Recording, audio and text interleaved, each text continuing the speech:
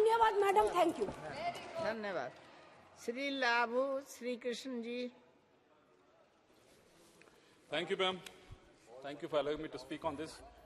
Before I say anything on this subject, help me put this on record that I'm a member on a board of a private deemed university. So let this go on the record. Ma'am, the bill to establish a central tribal university in Telangana under the name of Samakka and Sarakka, there is nothing against this bill. We wholeheartedly, YSR Congress Party, wholeheartedly welcome this bill, ma'am. This will give self-respect education facilities for tribal students across Telangana, ma'am. But before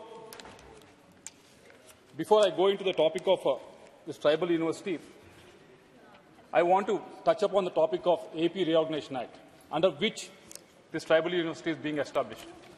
Ma'am, in Andhra Pradesh was divided in 2014 and the AP Reorganization Act has come in 2014, ma'am.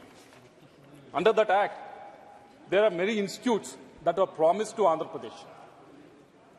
This is promised to Telangana and it is being established after 10 years.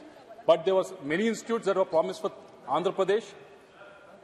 In the last 10 years, IIT, NIT, IIM, ISER, IIITDM, IEP, all of these universities have been started, but till now, even after 10 years of Reorganization Act coming into force, no campus is working from a permanent campus, ma'am. Also, there's a tribal university that was planned in Andhra Pradesh also, in Vijayanagaram. Till now, we don't see the light of the day of that campus, ma'am. I know this medical college, medical education might not come under the education department, but it is related to you. That's why I'm taking it up. There are 13 new medical colleges that have been proposed by state of Andhra Pradesh. 3 have been sanctioned by, one from my constituency has been sanctioned by Union government, but another 13 are still in the process, ma'am. Our Chief Minister has been kept on writing about this, but nothing has been happening, ma'am. Even Regional Institute of Education, which has been promised in Nellore, the then Vice President, then the Minister, Venkaiah Naidu ji, got this in Nellore. But till now, how many ever times we go and meet the secretaries and undersecretaries, they keep on saying it's in the DPR stage. How many years this Regional Institute of Education will be in the DPR stage, we don't understand. So all these institutions, yes, you are now announcing one institution for Telangana, but all these institutions have been announced for Andhra Pradesh in 10 years, but nothing has been moving at the pace it's supposed to be moved.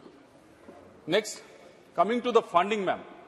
Yes, establishing an institute or a university is a very easy thing, but funding of the institute, making sure it comes into existence is a completely different thing.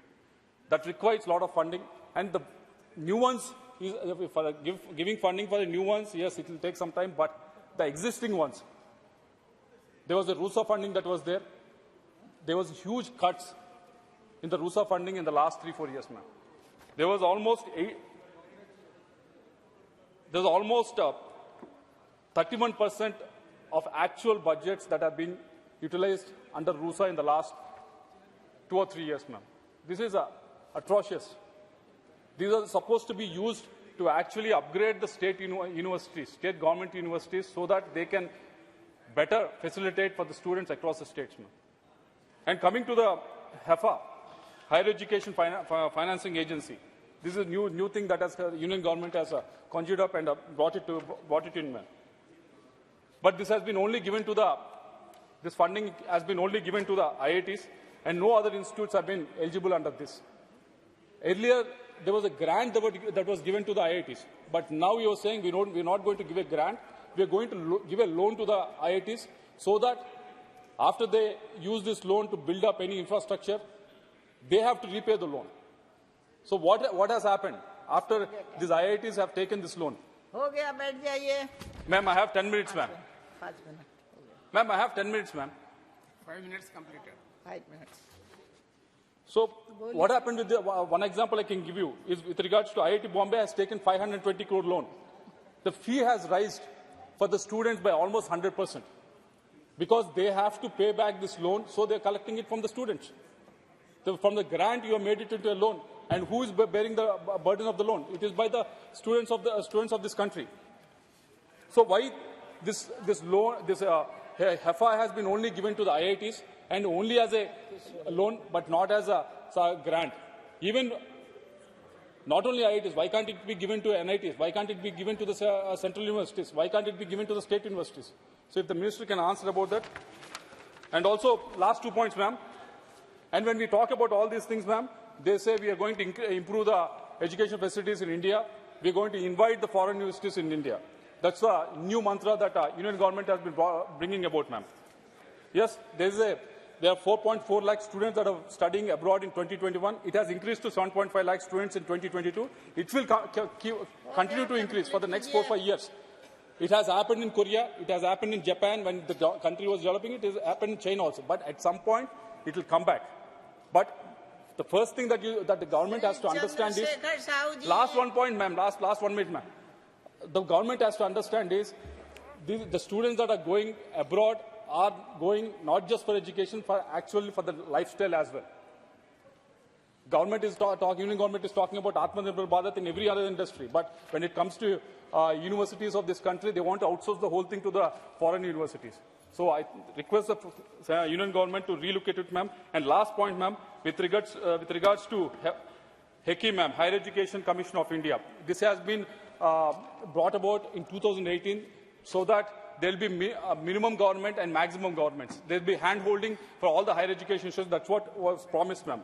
But what has happened?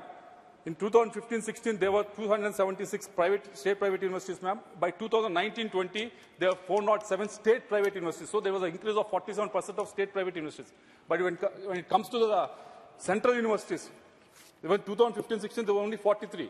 And 2019-20, there was 48. So it was only 12%. When the state private universities are going at 48 for 50% growth rate, you are only opening at 12%.